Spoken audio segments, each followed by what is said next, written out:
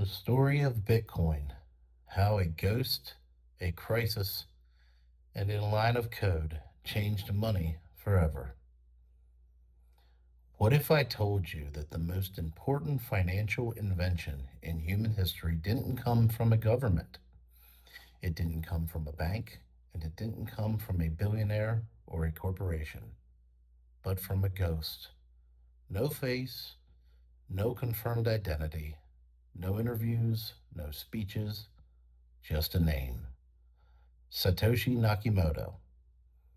And in the middle of one of the worst financial collapses in the world had ever seen, this unknown person or group released a piece of code that quietly asked one question: what if money didn't need permission?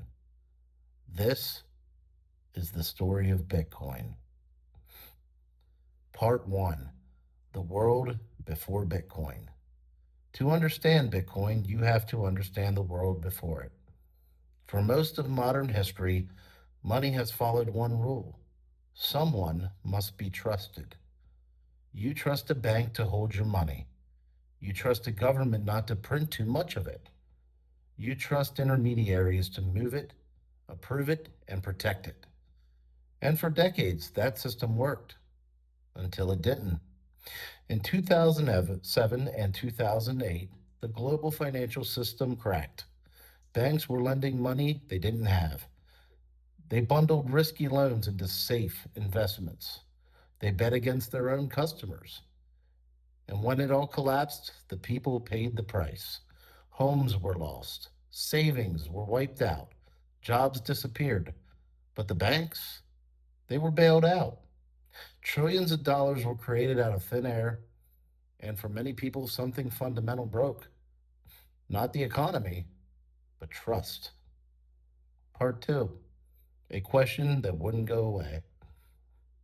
Long before Bitcoin existed, a small group of programmers, cryptographers, and libertarian thinkers were asking dangerous questions. They were called cypherpunks. They believed privacy was a human right. They centralized power always got corrupted. That code could protect people better than institutions. And one problem obsessed them: how do you create digital money that can't be copied without trusting a central authority? Attempts had been made. DigiCash in 1990s, e-gold backed by physical gold, B-money proposed by YDai, BitGold by Nick Szabo. They all failed, not because the ideas were bad, but because someone was still in charge. Servers could be shut down, founders could be arrested, governments could intervene. Every system had a single point of failure until one day someone solved it. Part 3: the white paper that changed everything. On October 31st, 2008, while the world was still burning from financial collapse, a 9-page PDF was quietly posted to a cryptography mailing list. The title: Bitcoin, a peer to peer electronic cash system. The author: Satoshi Nakamoto. No hype, no marketing, no announcement, just math. The paper proposed something radical: a digital currency that had no central authority, could not be counterfeited, could not be censored, had a fixed supply, and didn't require trust in any person. Instead of trust in humans, you trust code. Part 4: the breakthrough, solving the double spend problem. The biggest problem with digital money was simple. If money is digital, what stops you from copying it? Satoshi's genius solution combined existing ideas in a new way: cryptography, peer to peer networking, proof of work, a public ledger. That ledger became known as the blockchain. Every transaction would be verified by the network, recorded publicly, linked together in blocks, and impossible to alter without enormous costs. No bank needed, no referee, no permission, just math and consensus. Part 5: the Genesis block. On January 3rd, 2009, Bitcoin officially came to life. Satoshi mined the very first block, the Genesis block. Inside it, he embedded a message. The Times, January 3rd, 2009. Chancellor on the brink of second bailout for banks. This wasn't random. This was a timestamp, a proof Bitcoin was born after the crisis, and a message. Bitcoin wasn't just technology, it was a response. Part 6. The first years, worthless, then ridiculed. At first, Bitcoin was worthless, literally. You could mine thousands of coins on a laptop. People gave them away. Forums laughed at the idea until one moment changed everything.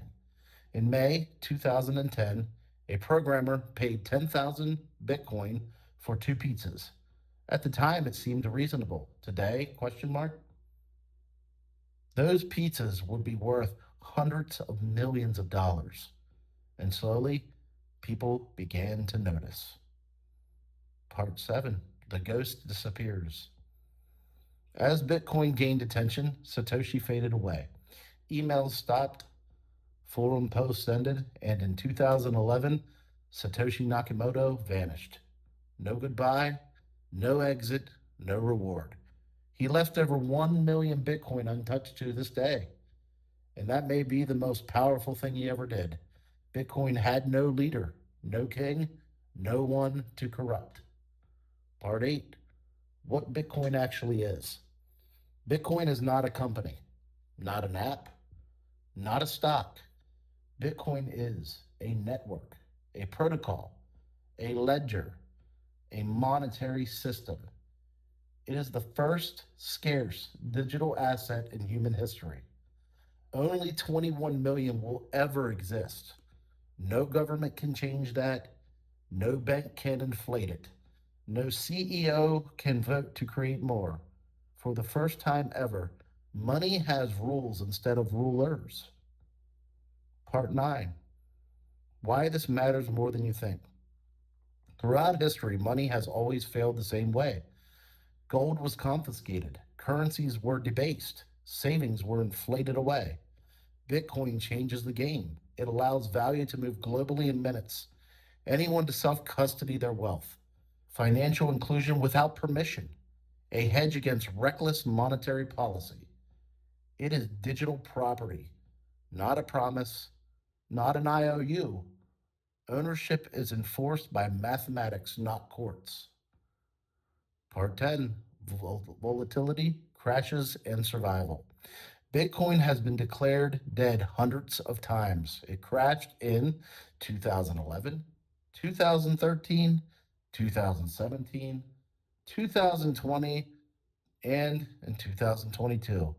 Each time it survived, stronger, more decentralized, more adopted.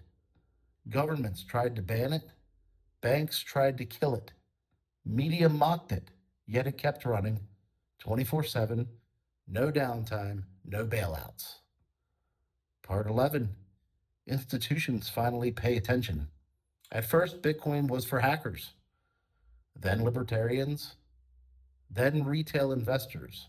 Now, banks custody it, ETFs hold it, corporations put it on the balance sheets, countries adopt it as legal tenure. What started as an experiment is becoming infrastructure. Part 12. The bigger picture, a new financial era.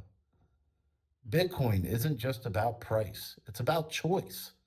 The choice to hold your own money, exit broken systems, protect purchasing power, operate outside political borders.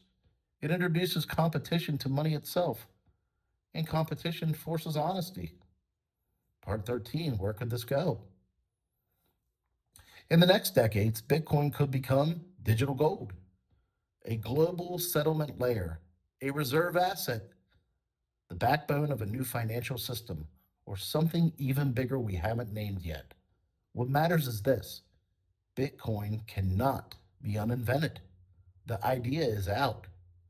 Bitcoin didn't arrive with tanks, it arrived with code. It didn't ask for permission, it just worked. And while the world was distracted by noise, speculation, and headlines, a silent revolution began. A revolution not of violence, but of mathematics. And it all started with a ghost who asked one simple question: what if money finally worked for the people instead of the other way around? That is the story of Bitcoin.